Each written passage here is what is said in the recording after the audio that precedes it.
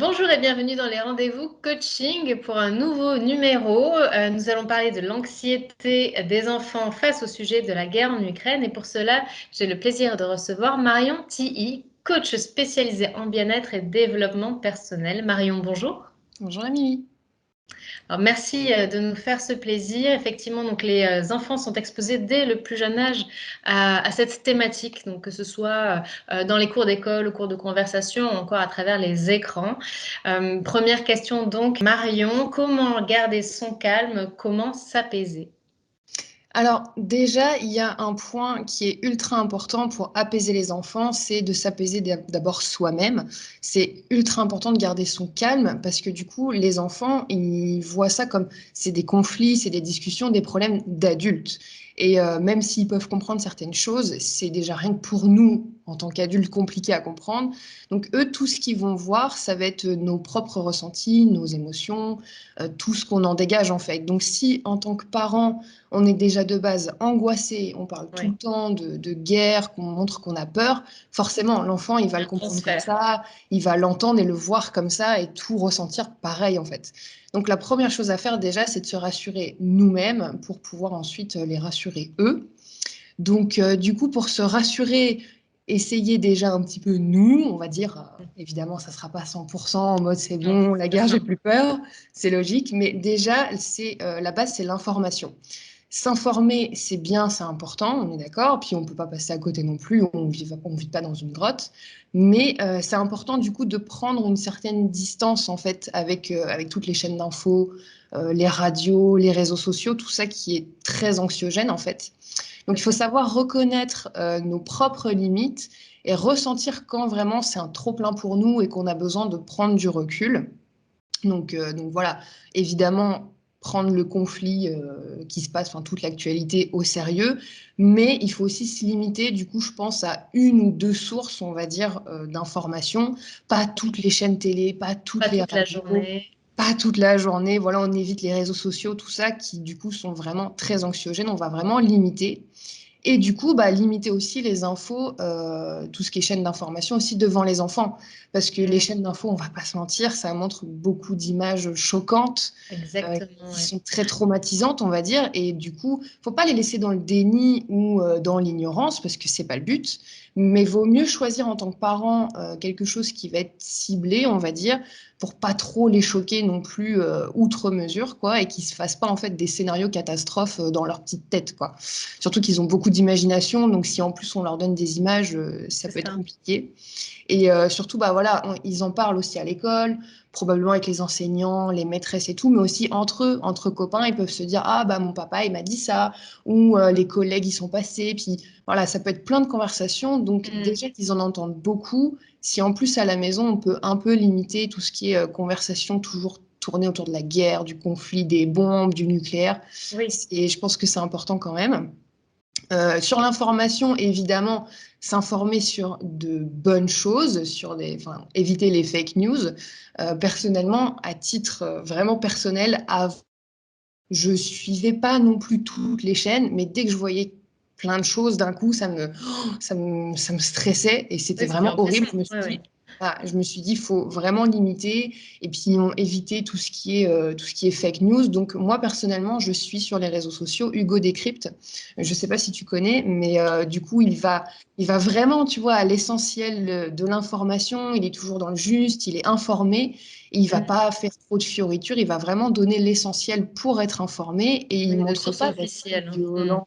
Voilà, c'est ça. Puis il n'est pas pour nous faire peur en fait. Juste, il donne l'information et puis voilà, c'est pas comme certaines chaînes, on va dire, qui Qui prônent la peur. alimente, bien sûr, et qui, Voilà. exactement, qui Et cherche une audience par la peur et bah qui. voilà, c'est ça. Donc du coup, s'informer dans la bonne manière, c'est aussi se rassurer du coup, parce que on se rend compte qu'une guerre, c'est pas, bon bah là notamment en nucléaire, c'est pas forcément bénéfique pour le côté de la Russie, parce que bah, ils Mm. sont plus proches que nous finalement. On se rend compte qu'il y aurait beaucoup de retombées, que ça déclencherait encore plus gros. Donc vu que c'est pas le but aujourd'hui, je me dis moi un tel dirigeant comme Poutine, il se doit d'être intelligent et de penser sur le long terme et tout ça. Donc quand on s'informe vraiment sur les vraies choses finalement, ça rassure en fait. Donc, C'est ça. Donc voilà, du coup, se rassurer aussi en se disant que bon, bah, aujourd'hui, on n'est pas en Ukraine, on n'est pas dans un pays à fort risque ou en guerre, nous, on est en France, donc voilà, on est quand même en sécurité. Euh, et puis, comment dire d'autre aussi aux enfants pour les rassurer, bah, du coup, en fait, l'intérêt, c'est pas de tomber du coup dans le gouffre de la peur et, Mm. et vraiment de se rendre compte, je pense, de mettre l'accent sur, par exemple, la solidarité, l'entraide, toutes ces choses-là qui sont Qui sont belles. positives, tu vois. Donc ça, je pense que c'est vraiment important. Même à notre échelle, on peut apporter beaucoup finalement à ceux qui sont dans le Mm. besoin. Et je vois par exemple, si on veut aller dans des centres d'aide pour l'Ukraine, vous pouvez demander à vos mairies ou je sais pas, il y a forcément des choses qui sont mises en place dans votre ville ou dans la ville d'à côté. Vous pouvez donner des vêtements, des draps, des choses comme ça. Donc déjà, tout ça, ça nous rassure. On n'est pas dans la peur, on va être dans l'entraide. Et ça fait forcément du bien. Donc pour se détendre aussi, se calmer, évidemment, il y a des choses concrètes qu'on peut faire tous les jours, même sans cas Covid ou guerre ou quoi. Moi, j'aime beaucoup, c'est noter des choses pour lesquelles je suis vraiment reconnaissante. Tous les jours, on peut par exemple en noter trois ou quatre. Et là, surtout en ce moment, on peut noter des choses comme je suis dans ma maison, je peux dormir en sécurité, j'ai mes enfants, ils sont à l'abri du besoin. Ça peut être avoir un toit au-dessus de la tête. En ce moment, c'est pas le cas tout le monde, on le voit vraiment beaucoup. Mm. Bien Donc, sûr. se rendre compte, tu vois, de tout ce qui est, de Petit toute la, journal de la gratitude, mais voilà, à toute utiliser la plus que jamais. quotidienne, Mm. c'est ultra important. Et puis, Ouais. surtout, on peut aider, on peut dire aux enfants, bah, faites-le avec moi, les faire participer à chercher ce qu'il y a de bon, du coup, dans notre quotidien, dans notre vie. Donc, je pense que ça peut les aider à se rendre compte qu'ils sont pas en danger ou en tout cas qui peuvent relativiser, quoi, qu'ils ont quand même pas mal de chance, entre guillemets. Donc, et évidemment, passer du temps en famille, loin des réseaux, loin des infos. J'avais pensé la dernière fois dans le salon, tout pousser les meubles et se mettre YouTube sur la télé et par exemple faire une petite séance de yoga en famille avec les enfants Ça fonctionne débutants très bien, bien ou sûr. méditer, passer vraiment du temps comme ça, profiter de vrais temps de calme et réconfortant, faire des coloriages, pourquoi pas des jeux de rôle avec des symboliques pour expliquer aux enfants l'actualité, mais tout en réconfortant. Ça peut être du coup des activités qui permettent de profiter de nos proches, de passer du bon temps et d'oublier un petit peu, sans être dans le déni, mais de laisser un peu de Oui, côté une tout ça. information pesante et omniprésente. Voilà, c'est ça. Alors, merci pour tous ces petits conseils pour désamorcer un petit peu, mais alors comment expliquer le conflit aux enfants? Alors, étant donné du coup qu'ils entendent déjà beaucoup, donc je vous ai dit du coup de limiter les informations, mais du coup venir en fait expliquer ce qu'ils peuvent entendre, que ça soit du coup leur dire bon bah ça par exemple c'est faux, tu l'as entendu, mais regarde je t'explique pourquoi c'est pas une vraie information, etc. En fait, en tant que parent, vaut mieux essayer d'être une source fiable en fait de ce qu'ils Hmm. peuvent entendre et de ce qu'ils apprennent sur l'actualité. Donc, nous-mêmes, nous informer correctement, du coup, c'est ultra important, aller chercher les vraies sources. Et du coup aussi, venir leur demander qu'est-ce que tu as entendu à l'école, de quoi vous avez parlé, qu'est-ce qu'on C'est très dit. important parce qu'on n'y est pas, nous. Et, Bah voilà, c'est ça. oui, Donc, qu'est-ce qu'il a pu entendre et comment il se sent aussi par rapport à tout ça, à tout ce qu'il a entendu, tout ce qu'il a appris, qu'est-ce que lui, il en pense, parce qu'en soi, ça a beau être des enfants, ils ont quand même leur propre avis sur la question, ils se forment aussi par rapport à tout ça. C'est des futurs adultes qui ont des opinions. Plus tard, ils auront un poids dans leurs actes, dans leurs paroles. Donc, je pense que c'est ultra important dès aujourd'hui, en fait, d'en parler d'avoir des mots simples et clairs. Évidemment, c'est pas des adultes, donc on va pas avoir des discussions compliquées. Déjà que pour nous, c'est compliqué. Mais leur parler pas non plus comme des petits bébés, leur dire mais non, c'est rien la guerre. C'est expliquer avec des mots simples et puis leur demander aussi comment ils se sentent, ne pas sous-estimer du coup leur angoisse et leur questionnement, leur rappeler que c'est normal d'avoir peur, c'est normal d'avoir des questionnements, de se demander pourquoi, c'est quoi la justice ou toutes ces choses-là en fait qui font partie du coup de l'actualité et leur expliquer que la guerre c'est géré par les soldats. C'est des gens qui sont formés pour ça dans leur vie, comme au même titre papa, maman le matin qui vont aller travailler. Là justement, les soldats, ils travaillent tous les jours, ils s'entraînent tous les jours justement pour ce genre de conditions, ce genre de situations compliquées. Donc je pense que c'est important de rappeler entre guillemets, ce que c'est que la guerre, comment ça se passe. Ouais. Et puis expliquer que aussi c'est pas nous, c'est pas le peuple qui est visé, parce que quand en général on parle de guerre, tout de suite on se voit nous, Bien sûr, avec avec des tous les films victimes. qu'on Oui, peut oui. voir, voilà, on se voit nous en victime. Donc faut expliquer que c'est pas nous à la base le peuple qui est visé, c'est que c'est des conflits d'adultes et d'États, que ça se règle avec plein de choses, mais qu'il y a aussi des négociations. On peut le voir, on peut donner des exemples du coup concrets qu'on peut voir en ce moment avec les couvre-feux qu'il y a en Ukraine ou les couloirs humanitaires pour justement que les gens puissent sortir de la guerre en toute sécurité, entre guillemets. Donc je pense que voilà, c'est important de remettre les choses au clair par rapport à ce que c'est vraiment une guerre, qui sont les participants, on va dire, comment nous, on se positionne par rapport à une guerre comme celle-ci. Et puis voilà, expliquer les pays qui rentrent en conflit, ils sont pas seuls. Du coup, nous, par exemple, la France, on fait partie, on se joint à la sécurité du coup de l'Ukraine, on aide l'Ukraine. Donc il y a plein de façons d'être dans une guerre. C'est pas que des fusils, c'est pas que des bombes, c'est pas que des soldats, ça va être plein de choses, des entreprises, les banques, il y a plein d'aspects différents. Donc ça, même si c'est ultra compliqué, même pour nous, Oui, ça, on rend l'information complexe, mais en même temps, c'est voilà, pour un petit peu désamorcer toutes les inquiétudes voilà, c'est ça. C'est oui, pas juste d'une il y a des guerre choses comme qui vont on nous péter l'envisage. sur la maison. Voilà, pour Mm. moi, c'est ultra important de rappeler tout ça, de dire même si tu comprends pas tout, bah, sache que moi non plus, je comprends pas tout. On essaye de comprendre. Là, on sait ça, c'est simple, il y a ça, etc. Et puis, du coup, bah, toujours, évidemment, toujours demander comment ils se sentent. Parce que, évidemment, aujourd'hui, on a beaucoup d'informations quasiment à la minute, mais avant les autres guerres, il n'y avait pas tout ça. Il y Mm. avait les petites radios, mais il n'y avait pas autant de chaînes télé, il n'y avait pas de réseaux sociaux, il n'y avait pas tout ça pour relayer l'information. Donc Mm. aujourd'hui, c'est ultra anxiogène, on en entend parler tous les jours, tout le temps, à chaque minute. Donc forcément, il faut donc limiter l'information et expliquer aussi, bon bah du coup, on a toutes les informations, même les fausses. Donc oui, c'est normal que ça peut faire peur, mais il y a plein d'aspects différents. Et, euh, et puis voilà, je pense que c'est une bonne manière d'expliquer un conflit de manière assez simple, entre guillemets. Merci.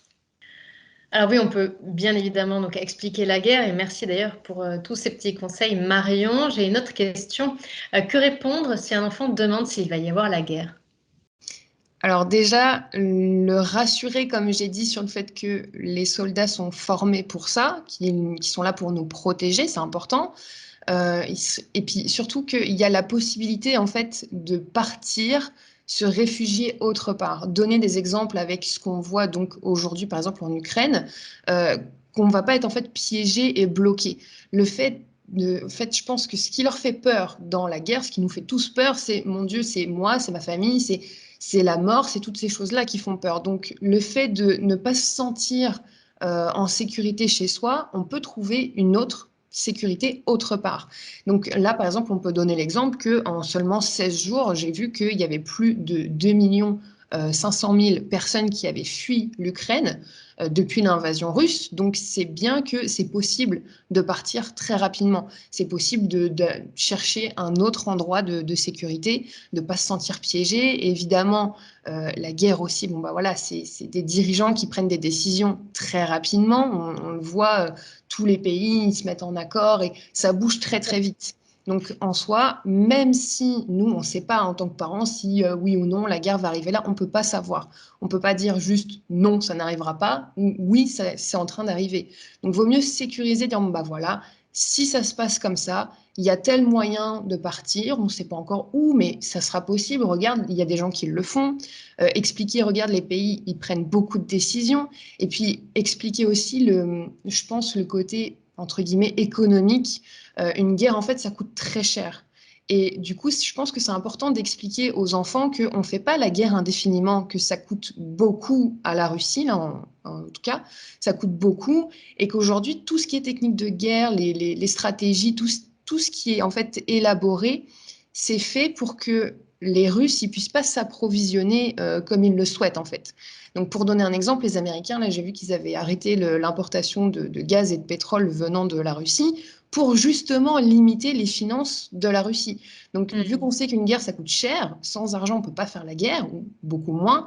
Forcément, quand on enlève leur argent, quand on leur en donne moins, ça dure moins. Enfin, voilà, il y a plein de techniques, il y a plein de stratégies qui fait que c'est pas indéfini, une guerre. Donc, les rassurer, je pense, là-dessus. Et puis en ce qui concerne les bombes nucléaires, je pense à Satan 2, on en entend parler, mais à foison en ce moment, c'est, je pense, la chose qui fait le plus peur. Faut savoir que tout ce qui est bombe nucléaire, en tout cas, c'est une terreur qui sera pas acceptée. En fait, c'est par exemple pendant la guerre froide, il y avait pas l'utilisation de bombes nucléaires, et c'est justement, alors ils appellent ça, je crois que c'est l'équilibre de la terreur, quelque chose comme ça. C'est vraiment, ça, c'est le point. voilà, c'est vraiment, on sait que c'est là, on sait que ça existe, mais on l'utilise pas. C'est vraiment pour dissuader. Donc, je pense il faut vraiment retenir là-dessus, leur expliquer que c'est possible. Et puis, c'est pas, attends, comment je pourrais dire? C'est, C'est inenvisageable finalement voilà, c'est ça, c'est inenvisageable. C'est juste aucun on des se fait partis. peur, et puis on dit, regarde, moi je peux faire ça, mais il y a tellement de retombées que c'est pas possible, quoi. Donc voilà, je pense en fait vraiment c'est une manière de parler en fait aux enfants, ne pas les prendre pour juste des enfants puis leur dire de toute façon c'est des conflits d'adultes, non c'est rien, t'inquiète, mais en même temps bah, leur donner des informations qui soient viables et vraiment pour les rassurer en tant que parents quoi. Donc, est-ce qu'on peut voir à présent, Marion, un petit résumé pour apaiser les enfants face à ce conflit? Alors pour résumer du coup, parce qu'il y a eu beaucoup d'informations, je pense que l'important pour commencer c'est de se rassurer soi-même pour pouvoir rassurer les enfants. Faire attention à l'information qui vient à nous et qu'on va chercher. C'est bien s'informer, avoir de bonnes sources pour du coup bien informer les enfants et donc les rassurer. Les rassurer sur ce qu'ils peuvent entendre à l'école, avec les copains, les enseignants, etc. Tout ce qui se passe en dehors de la maison. Et puis surtout, ne pas sous-estimer ses angoisses, lui rappeler que c'est normal d'avoir peur, que c'est normal de se questionner, c'est normal, toutes ces choses-là. Ça fait en plus partie, malheureusement, de leur développement. Ils vont grandir avec une guerre, avec plein de questions. Donc, le mieux, c'est d'y répondre le plus simplement, le plus clairement possible, avec de bonnes informations. Et puis, vraiment, pour se rassurer, nous et toute la famille, c'est passer du temps loin des informations, des réseaux sociaux, créer des moments calmes, en famille, avec eux, et vraiment se focaliser, je pense, un maximum sur le positif, entre grosses guillemets, hein, Bien sur la sûr, mais voilà. solidarité, sur l'entraide à notre échelle, même si on n'a pas d'argent, on peut donner de notre temps, on peut donner de notre écoute, on peut faire plein de choses. Donc, je pense que voilà, c'est important de s'axer sur ça aujourd'hui. Voilà. Merci Marion pour toutes ces précisions. Et puis bien sûr, si vous êtes vraiment angoissé, que vous n'arrivez pas à vous quitter ce stress permanent, n'hésitez pas à avoir recours à un professionnel. Et d'ailleurs, Marion, on peut tout à fait vous contacter, enfin te contacter, pardon, en consultation privée, c'est ça? Oui, je fais des consultations privées, je fais aussi de la sophrologie, il y a plein d'exercices sur mes réseaux sociaux, il y a plein de choses que vous pouvez trouver et puis je serais ravie de vous aider à mon échelle encore une fois, donc n'hésitez pas à me contacter. Alors, on n'hésitera pas à mettre toutes les coordonnées de Marion dans le descriptif de cette vidéo. Un grand merci encore de nous accompagner, de nous aider sur ce sujet-là, Marion, et à très bientôt pour un prochain sujet. À bientôt.